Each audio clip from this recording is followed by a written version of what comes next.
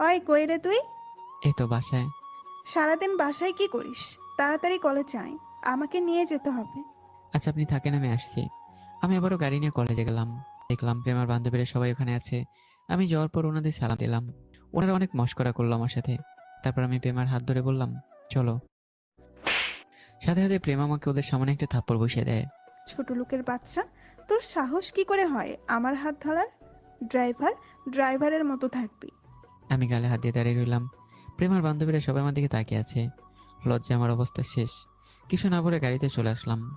প্রেমা এসে গাড়িতে বসলো। তারপর বাসায় চলে আসলাম। তারপর ফ্রেশ হয়ে খেয়ে নিলাম।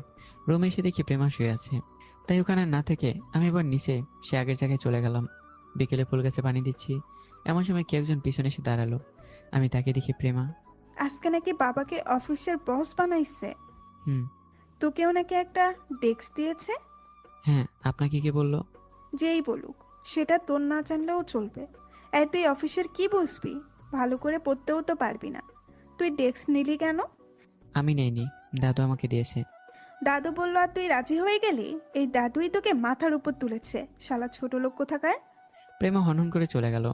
আমি কিছু না বলে ফুল গাছে পানি দিতে লাগলাম। মনে মনে বললাম, ফকিন্নি, দাদুর জন্যই ভালো আছিস। নাহলে কোথায় যেত এত চর্বি আল্লাহ ভালো জানে।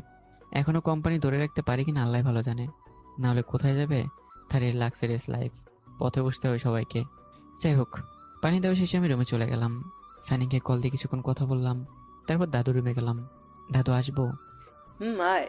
কি ব্যাপার দাদু, আজ এই সময় শুয়ে আছেন যে? এমনি। দাদু শরীর খারাপ লাগছে নাকি? না, এমনি শুয়ে আছি। প্রেমা কোথায়?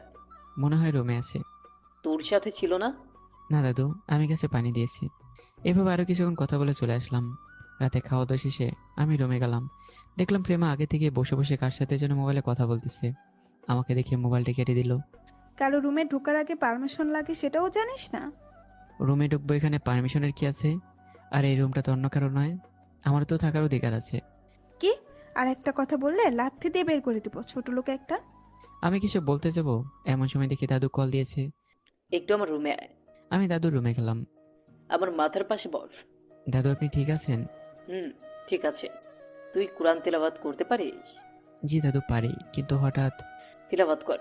আমি আর কিছু না বলেই সূরা ইয়াসিন তিলাওয়াত করলাম। দেখলাম দাদু আস্তে আস্তে ঘুমাতে শুরু করলো। এরপর সূরা আর রহমান তিলাওয়াত করলাম।